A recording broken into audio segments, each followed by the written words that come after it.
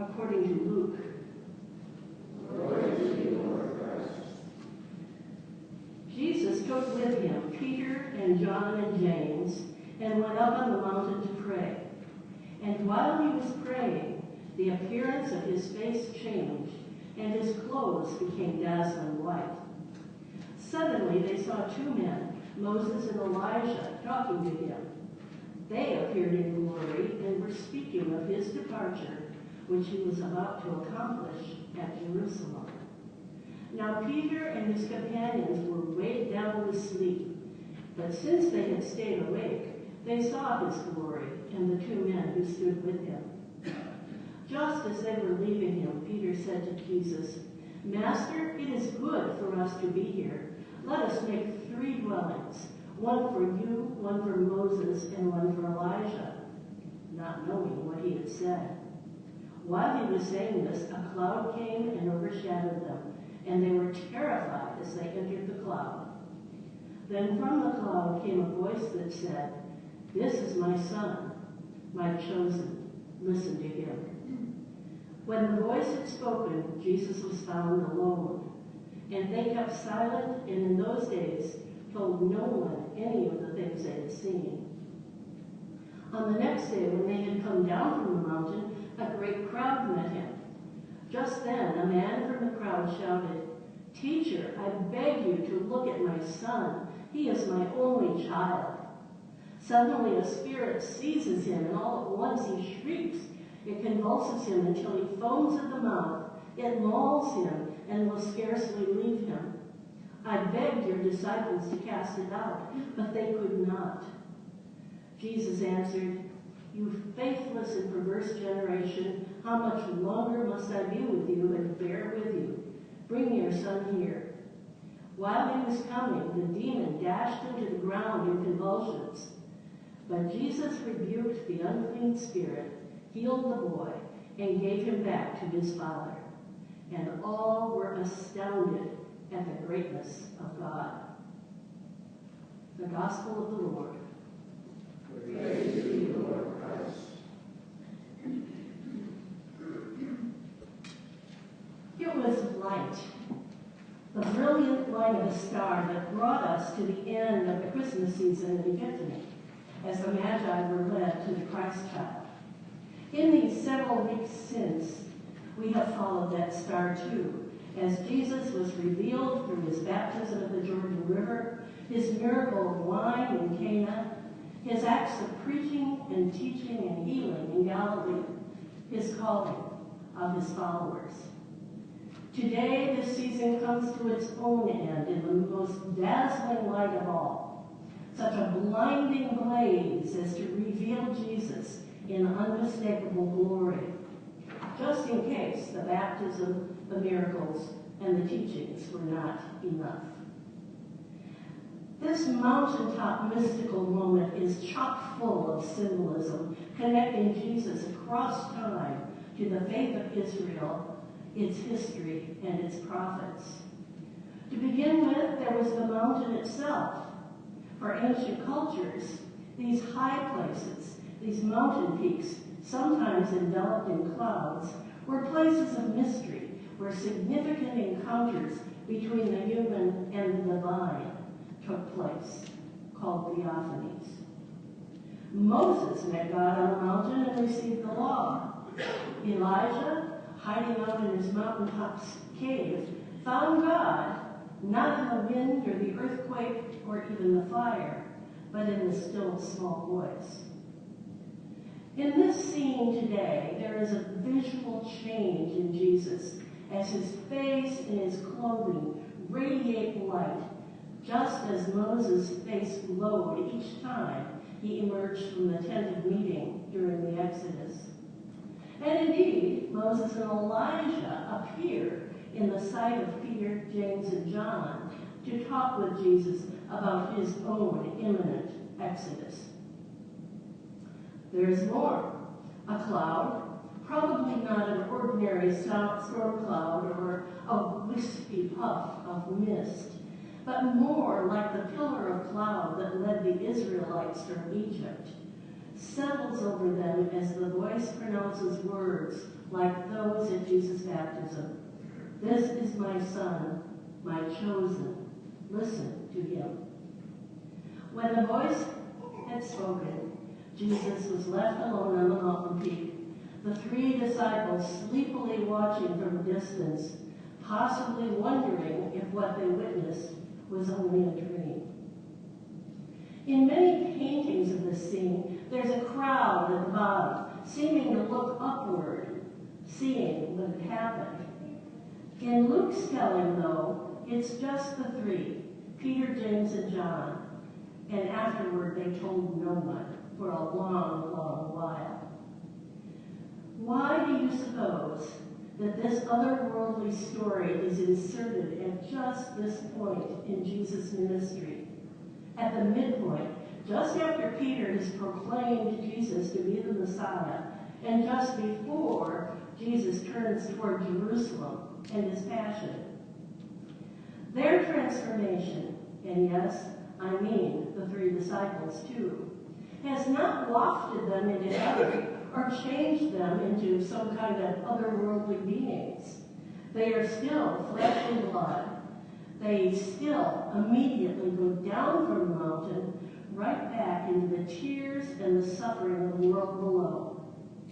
And this time, it's a desperate father seeking a beloved son to be healed who is possessed by an unclean spirit. And there is more work for them to do. It's unlikely that any of us will have such an experience as Peter, James, and John. We will not have a day's outing with Jesus, hiking the distance to the mountain, climbing to the top, and witnessing the same things they did. At least we won't experience that in a physical sense. It's not out of the question, though, that some of us might have mystical moments when God is so very present as our own breath. William Willimon, former United Methodist bishop and former dean at Duke University Divinity School, tells us such a stunning transformation, such a stunning transfiguring vision and inspired speech is Christian worship, as good as it gets. Our worship is supposed to be about an encounter with God and with Christ. The Word, the sacraments, the community coming together to rehearse the stories, and the meal, to meet God in the familiar rituals and in one another, and then be sent back into the world, radiating the light and the love with which we have been refilled and renewed.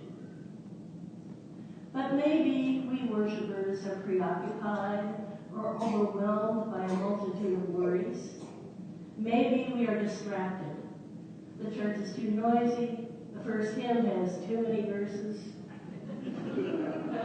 The sermon doesn't grab them. It doesn't relate, and their thoughts drift off. Or maybe we nod off like Peter, James, and John almost did. But once in a while, perhaps, a glimpse of glory shines through. Sometimes it's too bright to look at for long, too powerful, and therefore disturbing somehow. Maybe that's what happened to Peter.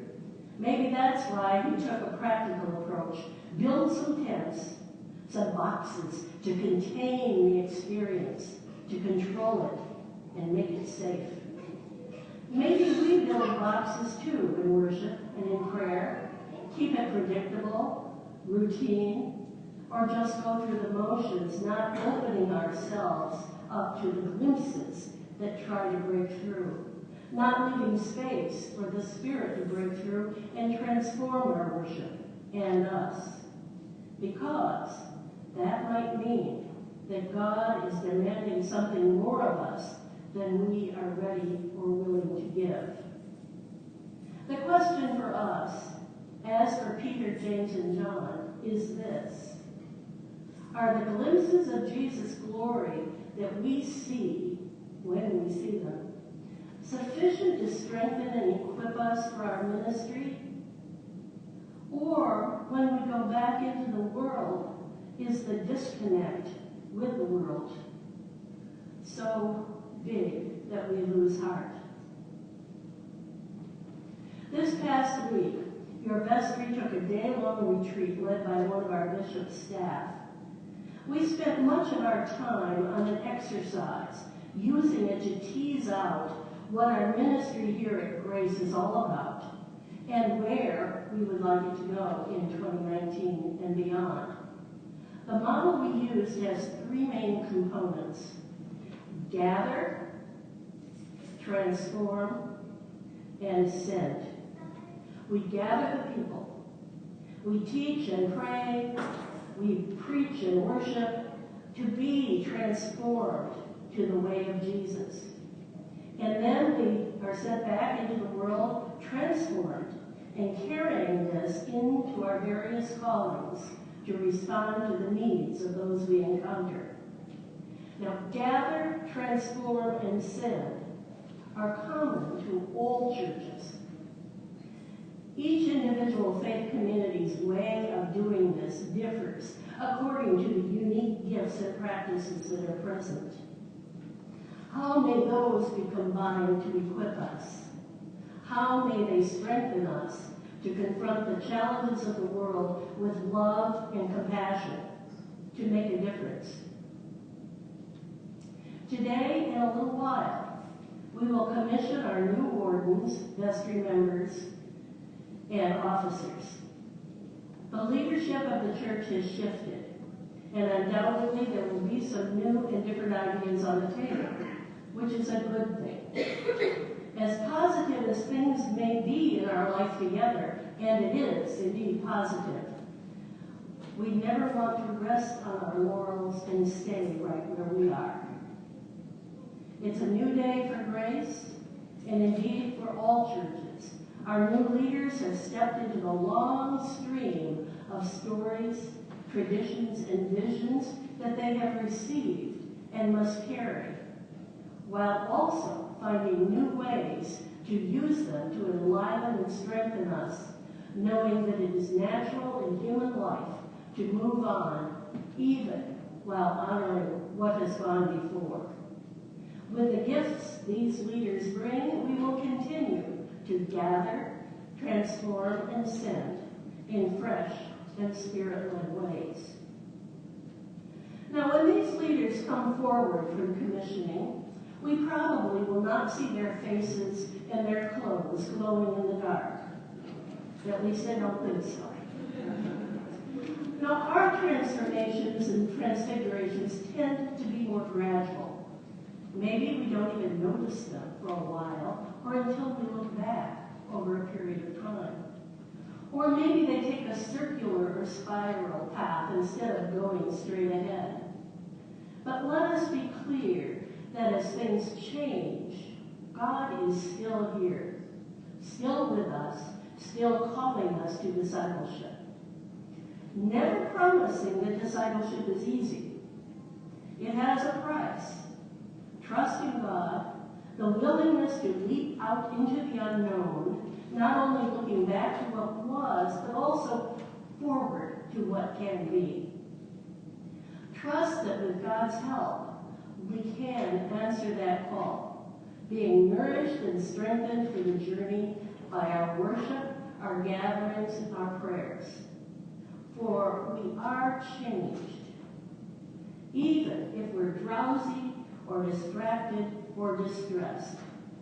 We are transformed over time simply by showing up week after week after week, because God shows up, and the Spirit will do her work. What about you? Are you ready? The Transfiguration is the final manifestation of this Epiphany season before we move into Lent. We see that God is not only on the mountain and in our worship, but in the very midst of life. God's light shines forth, and it's up to us to carry that light down the mountain, out of the sacred space,